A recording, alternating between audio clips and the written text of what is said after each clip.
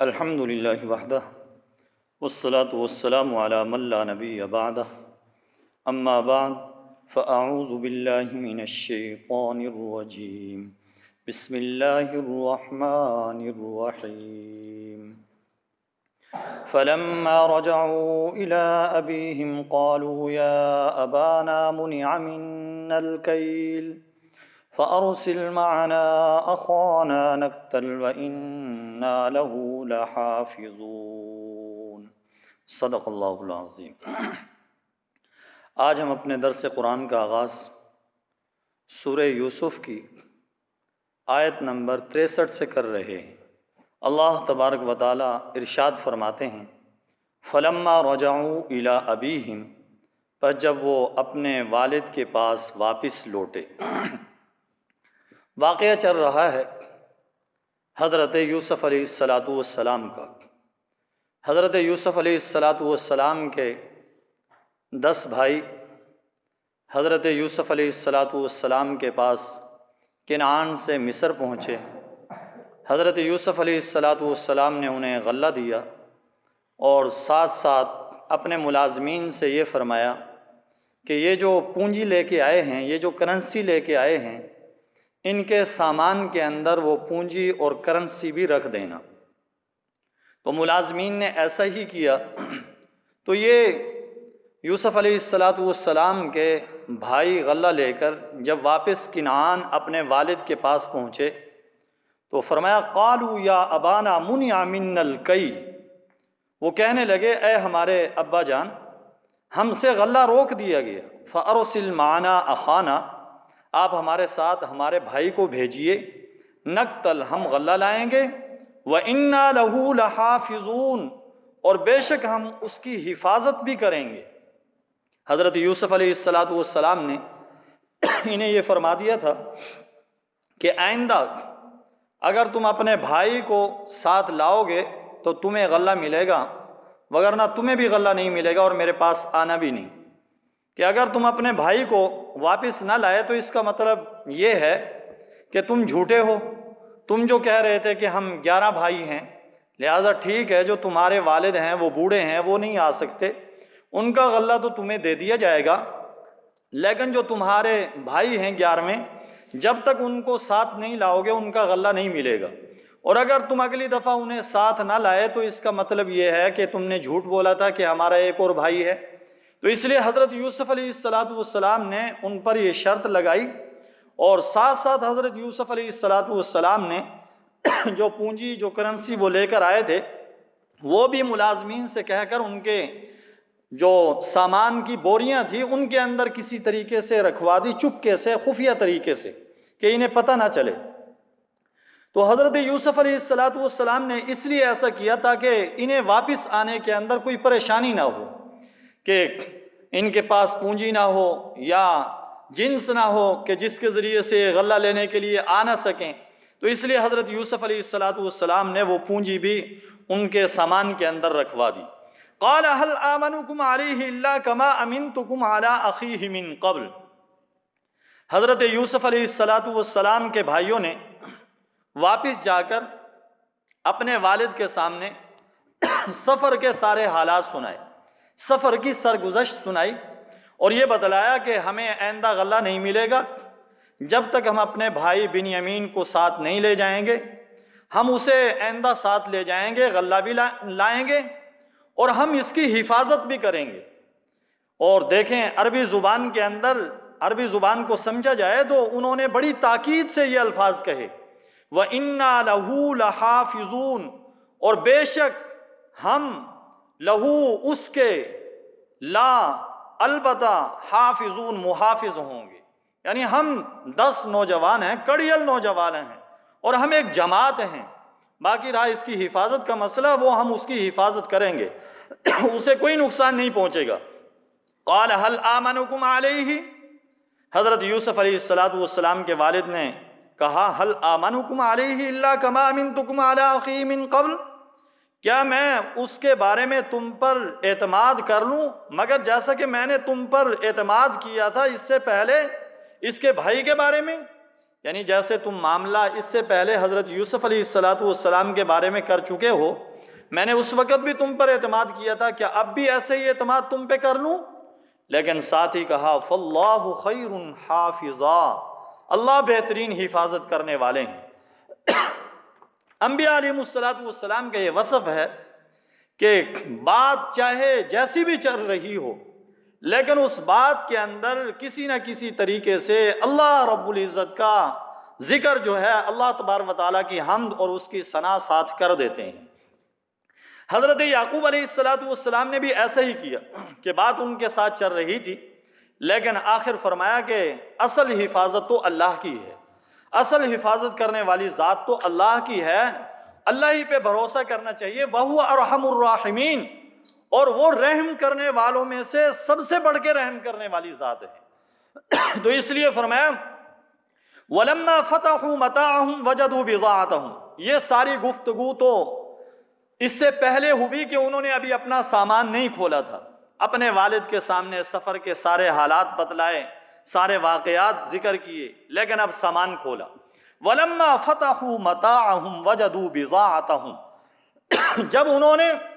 اپنا سامان کھولا، وَجَدُوا بِضَاعَتَهُمْ رُدَّتْ إِلَيْهِمْ، تو انہوں نے اپنی پونجی کو پایا جو ان کو واپس لوٹا دی گئی تھی۔ جیسے ہی انہوں نے وہ جو سامان مصر سے لے کر آئے تھے، حضرت یوسف علیہ السلام نے ان کی پونجی اور کرنسی بھی اس کے اندر رکھوا دی تھی ملازمین کو کہہ کر۔ یہ باتیں کر کے جب سامان کھولا تو سامان کے اندر دیکھا کہ وہ پونجی جو ہم نے غلہ لینے کے لیے دی تھی، جو کرنسی ہم نے دی تھی، وہ بھی واپس مل گئی ہے۔ تو خوشی سے پکار اٹھے، قالوا یا ابانا ما نبغی، کہنے لگے اے ہمارے ابا جان، ہمیں اور کیا چاہیے؟ جو ہمارا مطلوب تھا، مقصود تھا، غلہ وہ بھی مل گیا، جو پونجی لے گئے تھے، کرنسی لے گئے تھے، جو سامان لے گئے تھے، وہ بھی واپس آ گیا۔ جیسے کہ کسی دکاندار کے پاس جایا جائے اور اس سے سودا سلف خریدا جائے، اور سودا سلف خریدنے کے بعد پھر وہ دکاندار کسی طریقے سے وہ پیسے جو کہ سودے کے پیسے دیے تھے وہ بھی کسی طریقے سے واپس کر دے، اسی شاپر کے اندر ڈال دے، تو گھر جا کر اگر دیکھا جائے تو وہ دیکھ کر کتنی خوشی ہوگی کہ سودا بھی آ گیا اور وہ پیسے بھی اس نے واپس دے دیے۔ تو یہی حال، کہنے لگے ہمیں اور کیا چاہیے؟ وہ پونجی بھی مل گئی، غلہ بھی مل گیا۔ ہذہ بضاعتنا ردت الینا، یہ ہماری پونجی ہے جو ہمیں واپس لوٹا دی گئی۔ لہذا ونمیر اہلنا، یہ تو کتنا اچھا بادشاہ ہے کہ جس نے ہمیں غلہ بھی دے دیا اور ساتھ ساتھ جو ہم پونجی لے کے گئے تھے، سامان لے کے گئے تھے، وہ بھی ہمیں واپس دے دیا۔ اتنا کریم بادشاہ، اتنا مہربان بادشاہ، اس کے پاس تو بار بار جایا جائے، لہٰذا ہم دوبارہ جائیں گے۔ وَنَمِيرُ أَهْلَنَا، اور ہم اپنے گھر والوں کے لیے غلہ لائیں گے۔ وَنَحْفَظُ أَخَانَا، اور ہم اپنے بھائی کی حفاظت بھی کریں گے۔ وَنَزْدَادُ كَيْلَ بَعِيرٍ، اور ایک اونٹ کا غلہ زیادہ لائیں گے۔ جب یہ ہمارا بھائی بنیامین ہمارے ساتھ جائے گا تو ہم ایک اونٹ کا غلہ اور لائیں گے، کیونکہ حضرت یوسف علیہ السلام نے راشن کا جو طریقہ مقرر کر رکھا تھا وہ یہی تھا کہ ایک آدمی کو ایک اونٹ کا بوجھ دیتے تھے، ایک آدمی کو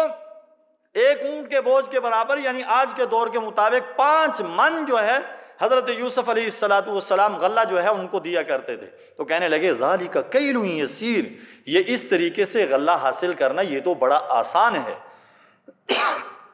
اس آیت مبارکہ سے یہ بھی معلوم ہوا کہ اگر اپنے سامان کے اندر کسی دوسرے آدمی کا سامان مل جائے اور قرائن سے اور شواہد سے اس بات کی تحقیق بھی ہو جائے کہ اس نے واقعتاً یہ اپنا سامان یا اپنے پیسے ہمیں ہی دینے کے لیے، ہمیں ہی عطیہ اور تحفہ دینے کے لیے اس نے یہ رکھے ہیں، تو ان کا استعمال جائز ہے۔ جیسے کہ یہاں پہ انہوں نے استعمال بھی کیا حضرت یوسف علیہ السلام کے بھائیوں نے، لیکن اگر قرائن سے اور شواہد سے یہ بات معلوم ہو کہ یہ اس نے ہمارے لیے نہیں رکھا بلکہ ویسے ہی وہ بھول گیا، اصل حقیقی سامان، حقیقی پیسے اسی کے ہیں، تو پھر اس کو لوٹانا، واپس کرنا یہ ضروری ہے۔ تو بہرحال حضرت یوسف علیہ السلام کے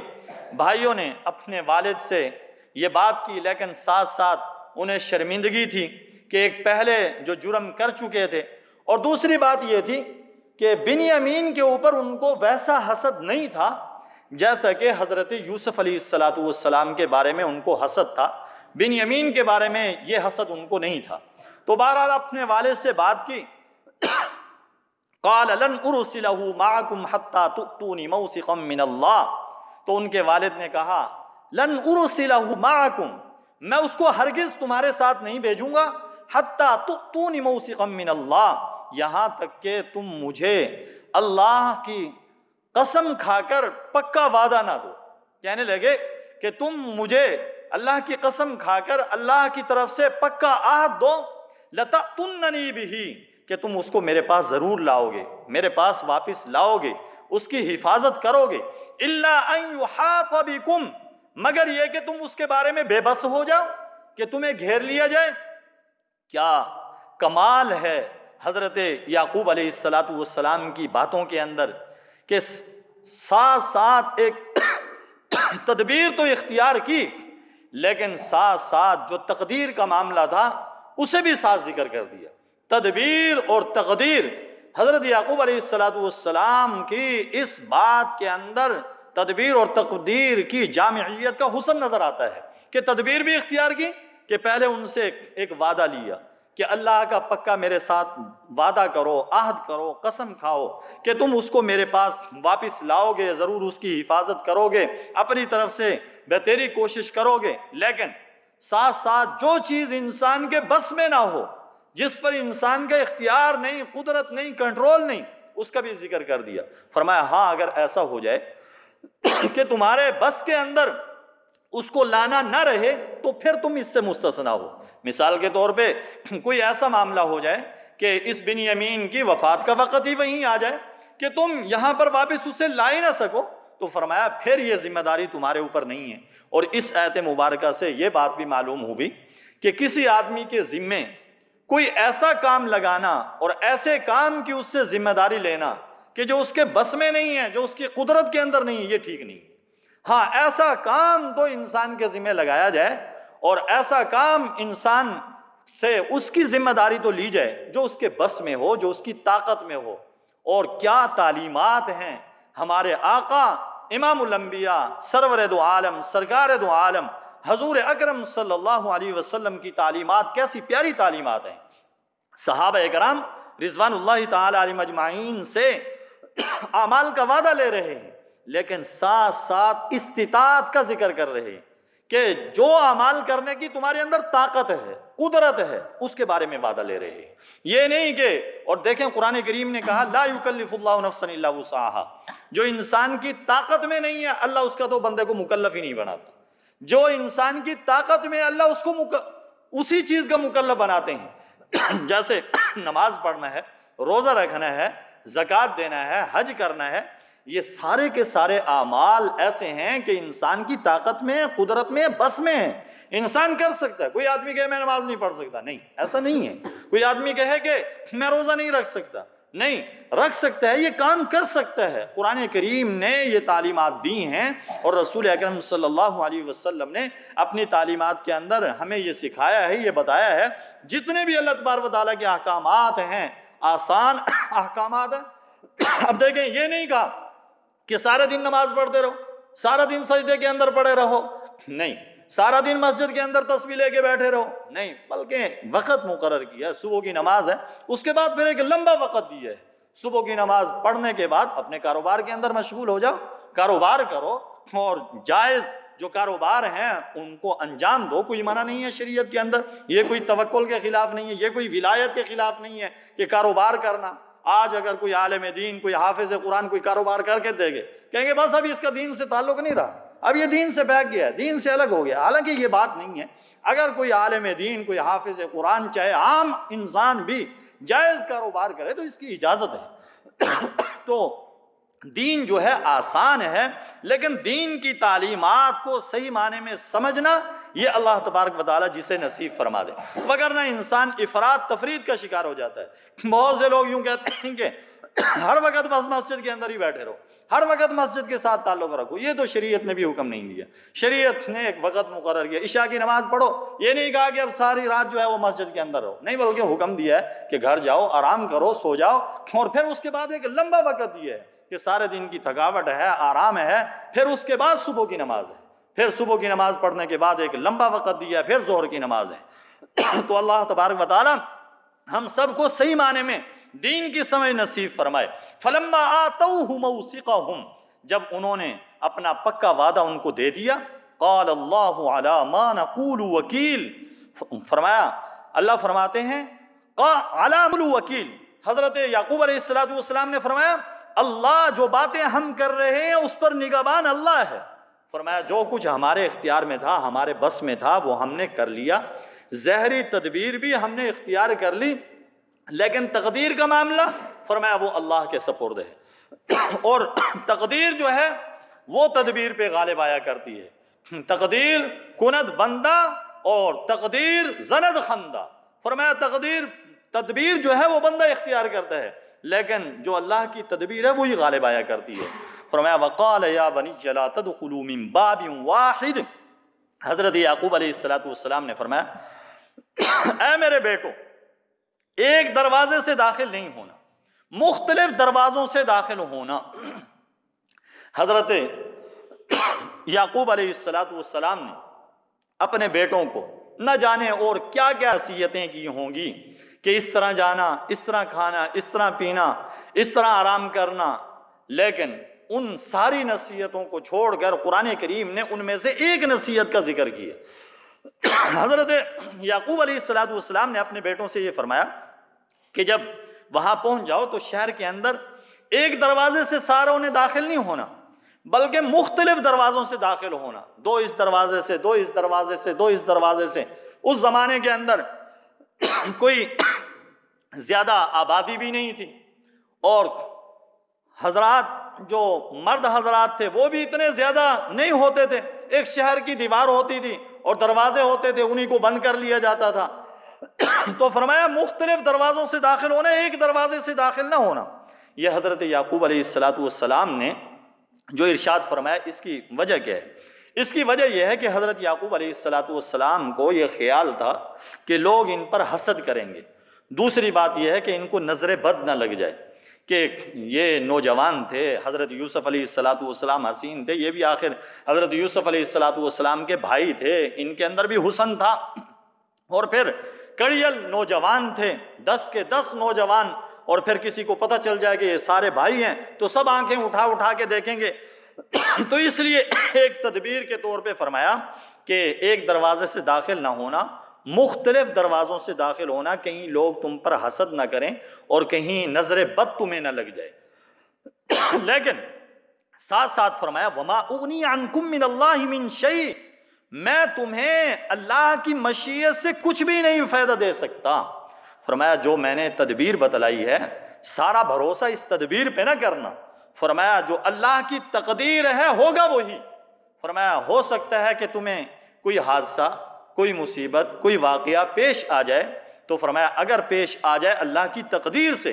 تو میں تمہیں اللہ کی تقدیر سے نہیں بچا سکوں گا، وہ ہو کر رہے گا جو اللہ کی تقدیر سے ہونا ہے۔ یعنی پھر بھی تدبیر اختیار کرنے کے بعد اللہ کا ذکر کر دیا، اللہ کی طرف متوجہ کر دیا کہ ہم جو کچھ بھی کر لیں لیکن جو اللہ نے لکھ رکھا ہے وہ ہوگا۔ ان الحکم الا للہ، کیونکہ حکم سارا کا سارا اللہ کا ہے، اللہ کا حکم چلتا ہے، اللہ کے سوا کسی کا حکم نہیں چلتا۔ علیہ توکلت، اسی پر میں نے بھروسہ کیا، وعلیہ فلیتوکل المتوکلون، اور اسی پر بھروسہ کرنے والوں کو بھروسہ کرنا چاہیے۔ اور دیکھیں تدبیر کا اختیار کرنا، ظاہری حفاظت کے لیے کچھ انتظامات کرنا، یہ توکل کے خلاف نہیں ہے، یہ منصب نبوت کے خلاف نہیں ہے، یہ ولایت کے خلاف نہیں ہے، بلکہ دیکھیں حدیث پاک کے اندر تو نظر بد کا لگنا اس کو بھی بتلایا حق ہے۔ رسول اکرم صلی اللہ علیہ وسلم نے ارشاد فرمایا العین حق، نظر بد کا لگ جانا یہ حق ہے، برحق ہے۔ اور نبی کریم صلی اللہ علیہ وسلم خود دعا سکھلایا کرتے تھے کہ نظر بد سے بچنے کے لیے اعوذ بکلمات اللہ التامات من شر کل شیطان ہامہ وعین اللامہ، یہ نبی اکرم صلی اللہ علیہ وسلم نے دعا سکھلائی۔ اور نبی کریم صلی اللہ علیہ وسلم اپنے نواسوں حضرت حسن حضرت حسین رضی اللہ تعالی عنہما کو یہ دعا پڑھ کے انہیں دم کیا کرتے تھے، انہیں جھاڑا کرتے تھے، انہیں جھاڑ پھونک کیا کرتے تھے۔ اور ایک صحابی عبادہ ابن صامت رضی اللہ تعالیٰ عنہ فرماتے ہیں، میں ایک مرتبہ نبی کریم صلی اللہ علیہ وسلم کے پاس صبح کے وقت آیا تو میں نے دیکھا کہ نبی کریم صلی اللہ علیہ وسلم تکلیف کے اندر مبتلا ہے۔ فرمایا شام کے وقت میں آیا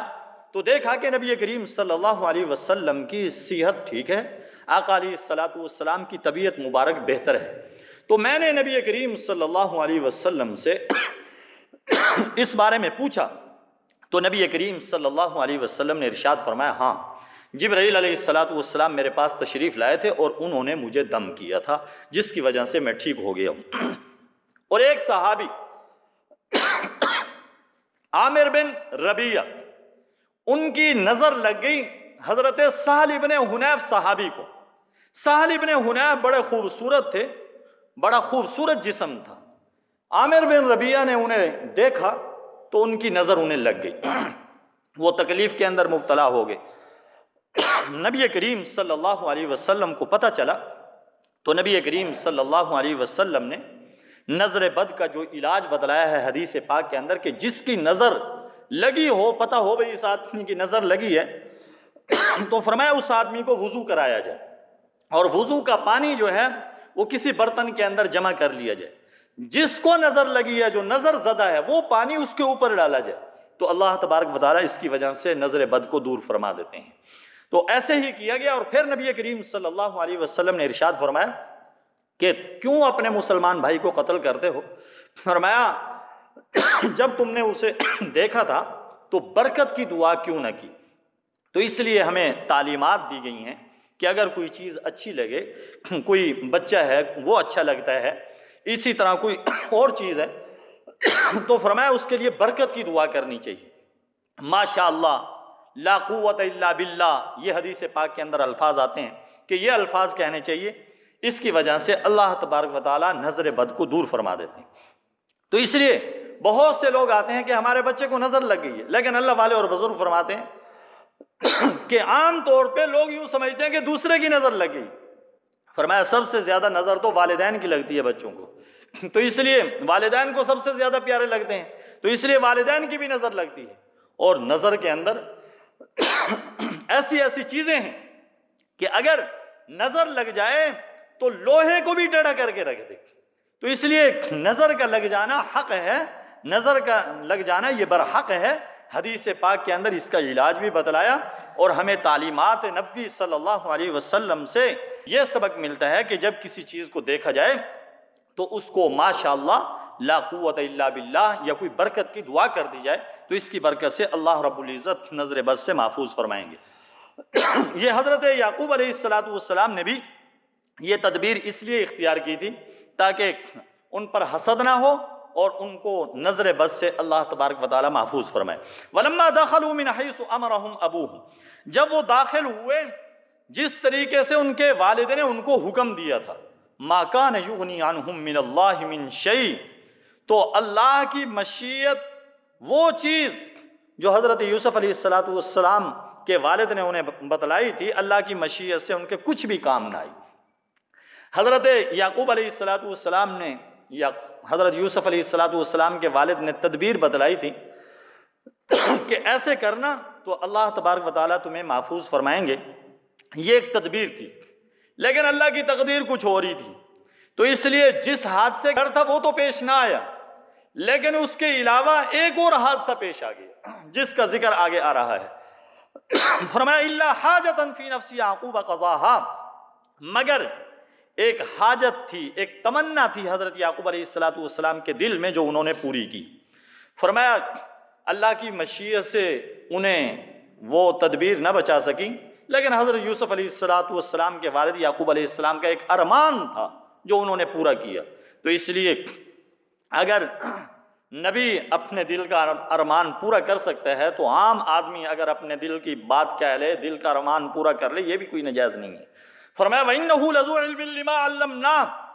اور وہ بڑے صاحب علم تھے اس کی وجہ سے جو ہم نے ان کو سکھایا۔ اللہ تبارک و تعالیٰ ارشاد فرماتے ہیں حضرت یعقوب علیہ السلام جو تھے وہ صاحب علم تھے، علم والے تھے، اور علم بھی عام نہیں فرمایا بلکہ وہبی علم تھا جو اللہ تبارک و تعالیٰ نے انہیں عطا فرمایا تھا۔ ایسے ہی انہوں نے یہ بات نہیں کر دی تھی، بلکہ اللہ نے جو ان کو وہبی علم عطا کیا تھا اس کے مطابق انہوں نے یہ ساری باتیں کی، وَلَٰكِنَّ أَكْثَرَ النَّاسِ لَا يَعْلَمُونَ، لیکن اکثر لوگ جانتے نہیں ہیں۔ اللہ تبارک و تعالیٰ سے دعا ہے کہ اللہ رب العزت ہم سب کو قرآن کریم کے احکامات کے اندر جو سبق ہیں، ہم میں سے ہر ایک کو وہ سبق، وہ عبرتیں، وہ نصیحتیں اللہ تبارک و تعالیٰ حاصل کرنے کی توفیق نصیب فرمائے۔ وآخر دعوانا الحمد للہ رب العالمین۔ اللہم صلی علی سیدنا و مولانا محمد وعلی آل سیدنا و مولانا محمد وبارک وسلم وصلوا علیہ۔ اے اللہ ہم سب سے راضی ہو جا، اپنی رضا مبارک ہم سب کو نصیب فرما۔ اے اللہ جو کچھ کہا سنا گیا قبول و منظور فرما، کمی کوتاہی ہماری طرف سے ہو گئی معاف فرما، بخشش کا ذریعہ بنا۔ اے اللہ قرآن کریم کے درس کو عام کرنے کی توفیق نصیب فرما، ذرائع اور وسائل نصیب فرما۔ اے اللہ ہم سب کی حفاظت فرما، امت مسلمہ کی خیر فرما۔ اے اللہ سب مسلمانوں کو قرآن کریم کے تابع فرما، نبی علیہ السلام کے فرامین کے تابع فرما۔ اے اللہ ہم سب کے دلوں کی دنیا کو قرآن کریم کے ذریعے سے تبدیل فرما۔ ربنا تقبل منا انک انت السمیع العلیم وتب علینا انک انت التواب الرحیم، وصلی اللہ تعالی علی خیر خلقہ محمد وعلی آلہ واصحابہ واہل بیتہ وذریاتہ اجمعین، آمین آمین۔ جزاکم اللہ۔